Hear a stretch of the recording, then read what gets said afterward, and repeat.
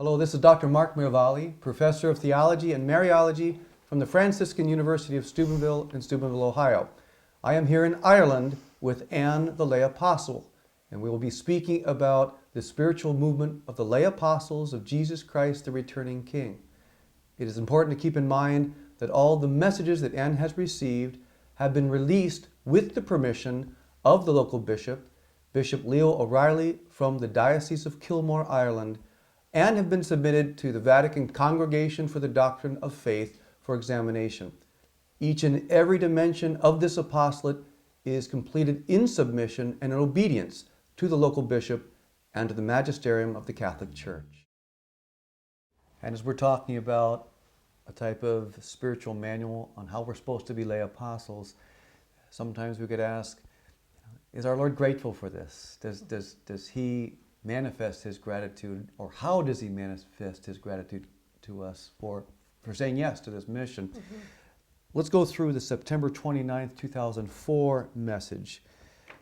Here our Lord says, and I quote, "My dearest little serving souls, how I love you.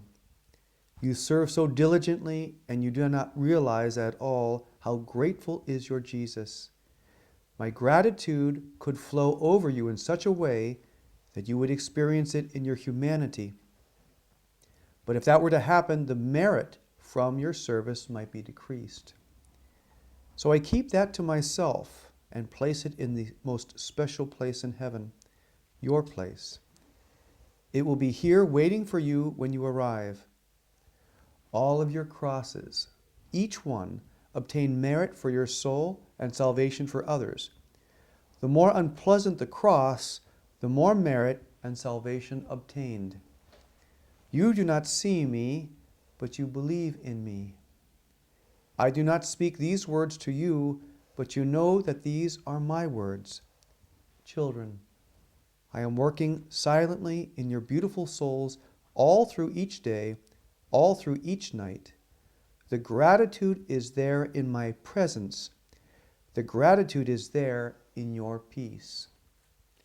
The gratitude is there in the quietness of your soul. You are not restless and unhappy like souls wandering without me.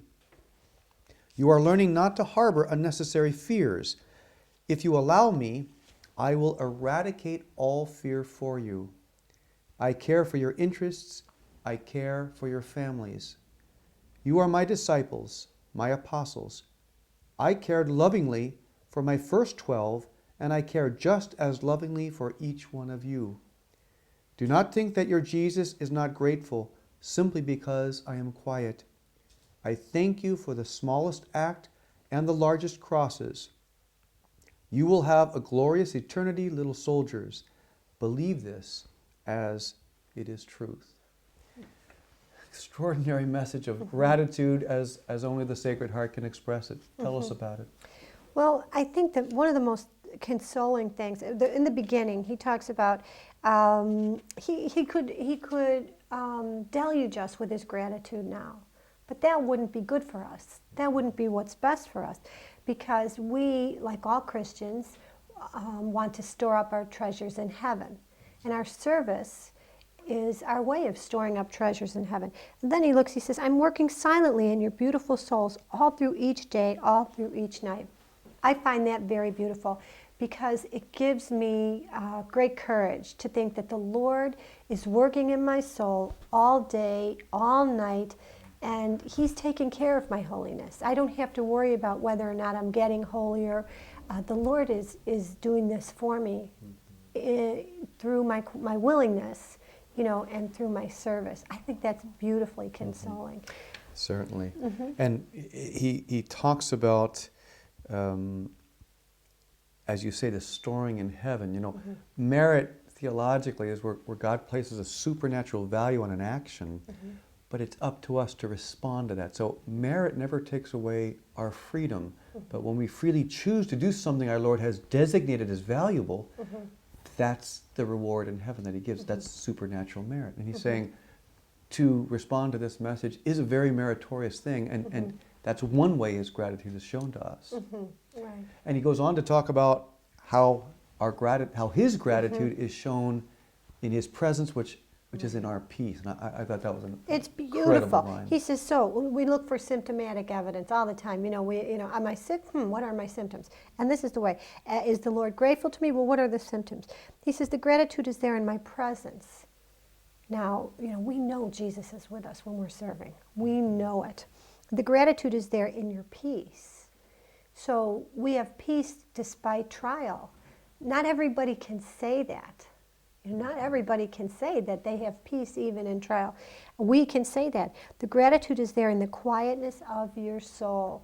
And I think of people who are following Jesus and who are, aiming for unity with Christ. They're observing the world, but inside there's a very still place. Mm-hmm. And they observe the world like a citizen of heaven. Right. There's a difference. Right. And as Jesus doesn't want to take away our merit. He doesn't want to take away these eternal benefits. So how can he encourage us and show the gratitude? It's in that peace of heart, which we know that no matter what the struggle is outside, if there's an interior peace, we can withstand anything. And we know we can't do that without him either. So I found that so consoling that when we feel peace, we know that's him. We know that's our Lord expressing how grateful he is to us without taking anything away from us eternally. Right. We are resembling the people in heaven in the quietness, in the calmness, in the peace. I look at, I've heard people say, I do all this for Jesus and then he allows this to happen to me. And I think about that and it's a little embarrassing. I think we can all be a little embarrassed at times because if you look at what we offer Jesus, what we offer, let's just say, what we offer God the Father, and then you look at what God the Father has given to us, what Jesus Christ has done for us. Do you know what I mean? And comparison there's a... And let's talk about fear. This is an important issue. He talks about eradicating fear. If you allow me, I will eradicate all fear for you. I care for your interests. I care for your families. What are we afraid of typically?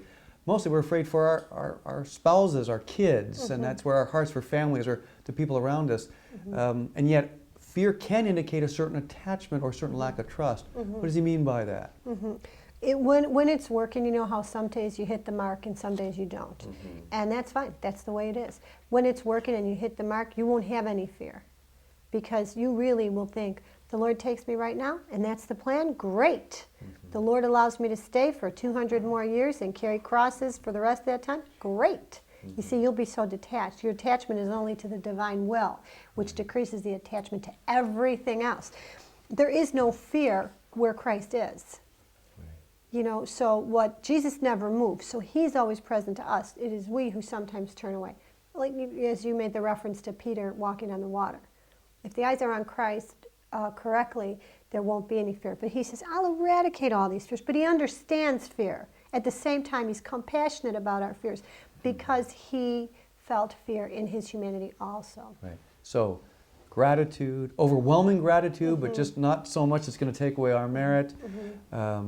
Assurance of his presence, peace, and taking away fear. These are real components to trying to live his life today and serving the rescue mission for souls. Thank you, Anne.